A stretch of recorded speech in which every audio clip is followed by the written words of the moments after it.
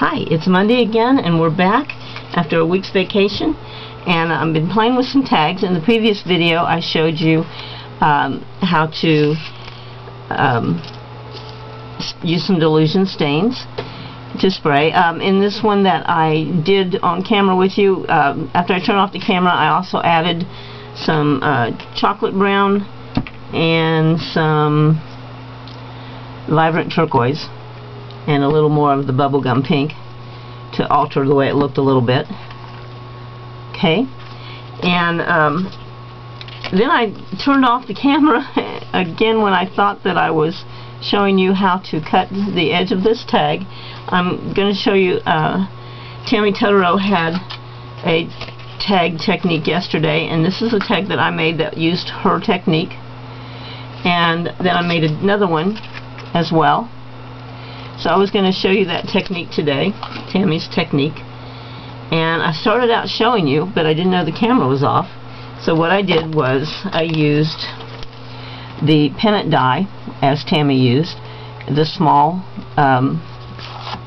side, this one right here. I drew a chalk line with my chalk pencil across here so I could show where to put the die, where so that it would cut where I wanted it to, like that, and then I cut it in my Cuttlebug.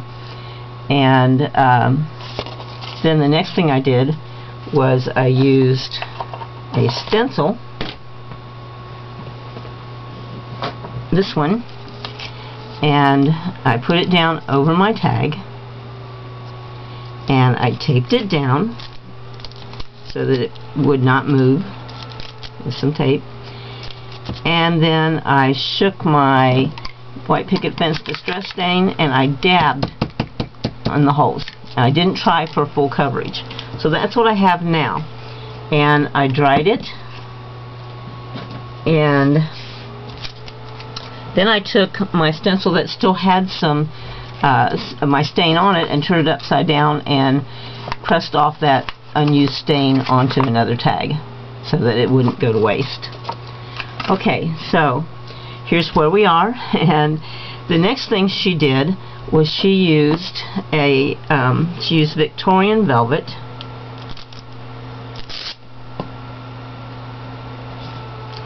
Wait, let me make sure that I'm doing this right.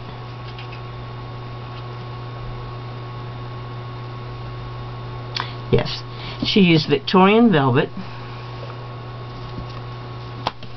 to ink.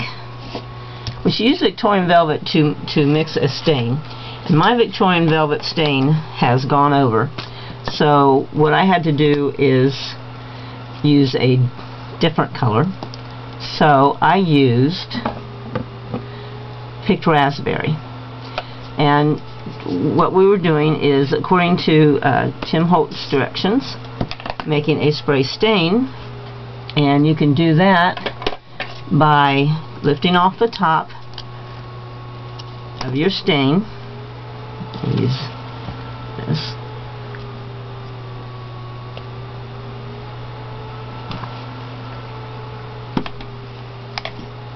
And then you pour this into a mister.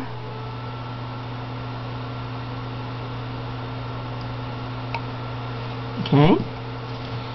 And then you can spray your stain. Now I'm going to put this back on because I don't want to dump it. Victorian Velvet has a more of a vintage look than picked raspberry, but because mine isn't going to work, then I had to do it this way. I had to use this instead.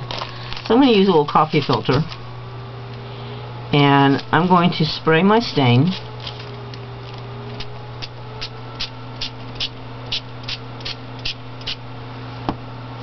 And then I'm going to take my paper towel and blot it, and you will see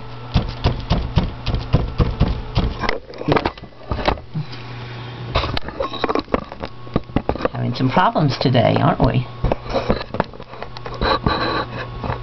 You will see that the picket fence stain is resisting the spray stain, and you get a nice spray pattern on there. Okay, Now the next thing we're going to do is I'm going to take Victorian Velvet, Distress ink. I'm going to ink up my applicator, and I'm going to go along the top.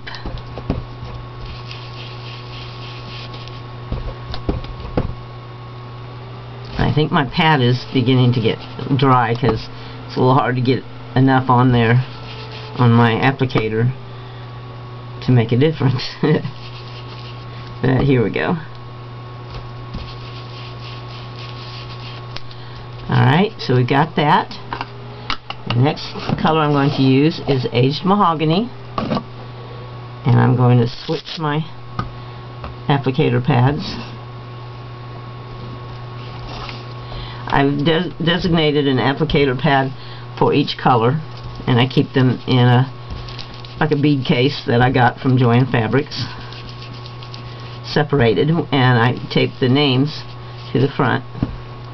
So I'm going down this side, this right side, with Aged Mahogany, and just a little bit into those first two spikes. Now we're going to completely switch. Now, so far we've used all warm colors with Picked Raspberry and Aged Mahogany and Victorian Velvet. Now I'm going to go to Broken China. So we've got warm colors, and now I'm introducing a cool color. So we've got some contrast. So I'm going to go over here to the left side, and I want to hand it to Tammy for her brilliant color choices. I really like the mix of these colors, these warm and cool colors together. And if you notice, going back to color theory, I'm putting blue on the red, and I'm getting a violet color. And I'm going to come over here and come all the way across, getting into that Aged Mahogany.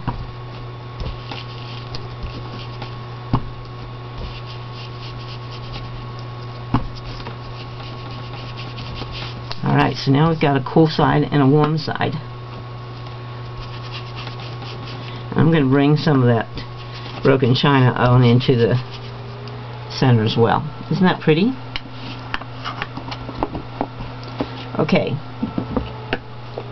So now we're going to go to another step in Tammy's technique, and that is embossing. And I'm going to use some clear embossing powder,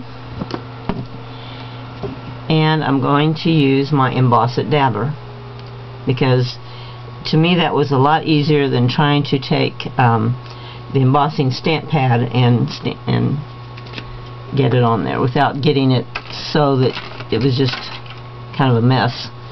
I wanted the pattern.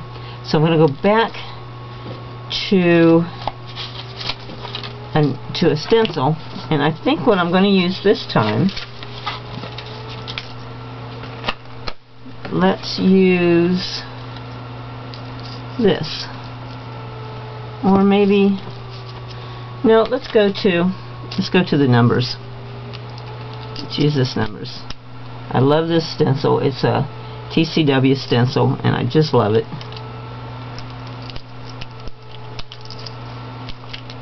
Let me get my old piece of Scotch tape off of there from last night. Okay.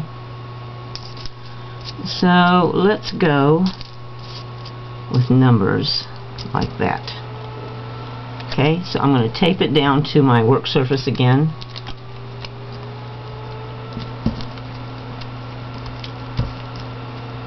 Get a little bit more tape.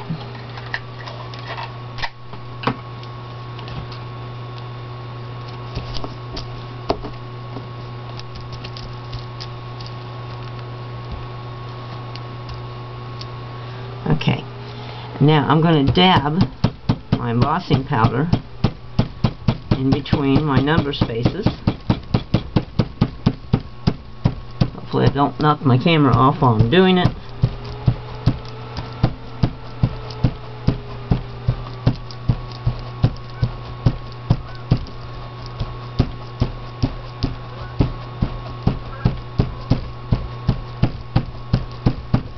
Okay, I think I want to move this because I want to get some of that embossing up here. Now each one of these that I've done 2 or 3 since last night, have turned out differently. So we'll see what we get. Okay, I'm going to lift the stencil straight up. And unlike my Harlequin stencil, I need to wipe that embossing powder off of my stencil. Embossing ink, I'm so sorry. So I'm just dabbing at it to try and lift that from it, my stencil. Okay. So now I need to put embossing powder on it.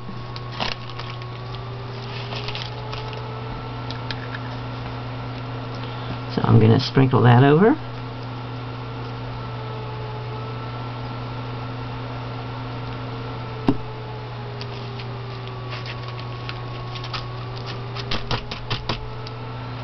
Okay, and I'm going to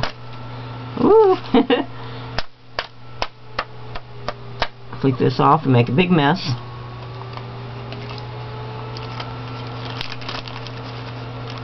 My goodness.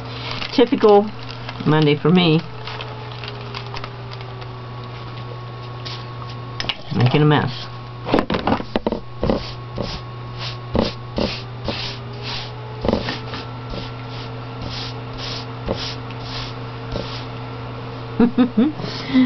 Kind of like getting worse as I go along, isn't it?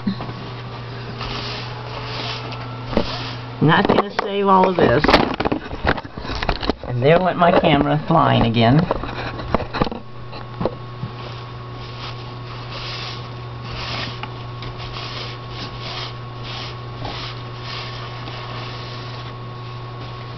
Okay. Now, I'm going to melt that powder.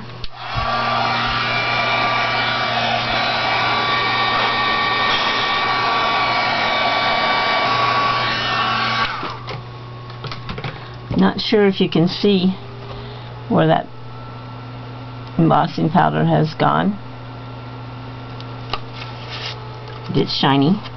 And now I'm also going to go and take, and I probably should have done this before I embossed, but I'm going to spritz a little water on.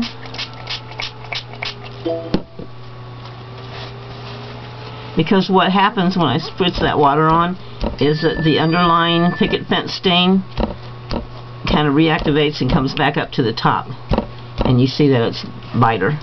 So it did work okay this way. So you see that stain coming back up. Alright, now I'm going to take black soot distress ink,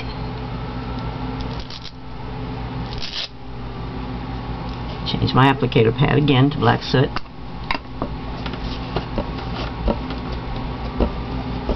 Going to ink up my applicator, and then I'm going to come over top with this black soot.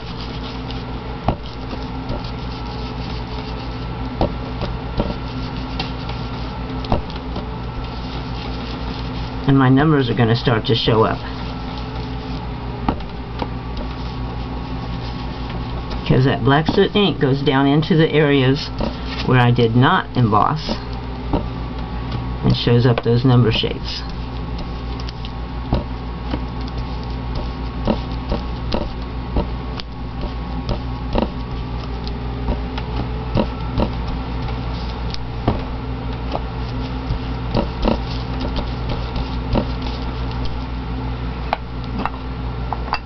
It also darkens our cool shade over here.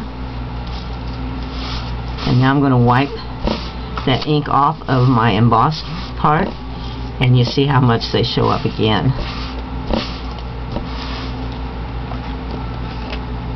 Very cool.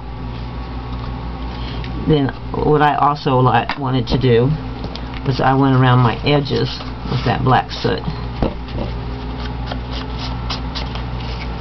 to sort of give a frame.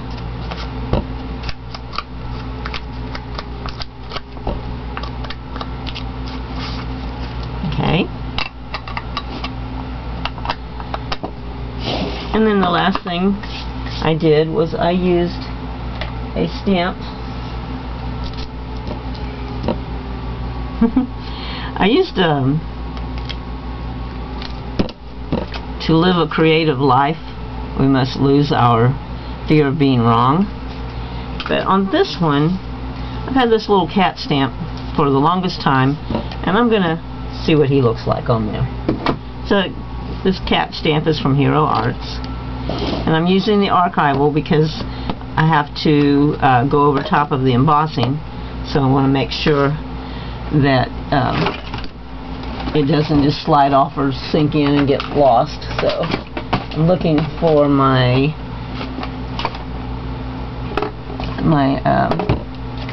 there it is, my block, stamp block.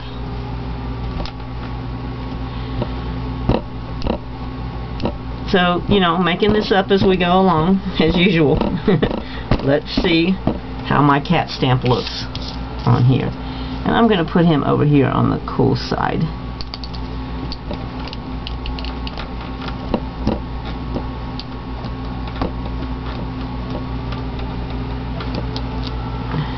And there we go. I think it looks pretty nice. I like it. And then you want to put some ribbon in your tag, some fibers or something, and or some other embellishments, or you can put a sentiment up here, something about, this could be about studying. And like, you know, I used fibers, I used some tickets. This ticket is one that I got in a swap from Terry Gleaner, and on the one that I made like Tammy's, I used a grunge board hinge, and I put pewter metallic stain on it with a brad. And this one is from Linda Levine. So, you know, now, you know, I'm going to finish decorating this. I'm not sure what I'm going to do with it, but I'll post a picture down below for you to see the finished project. And that's it for today. Bye.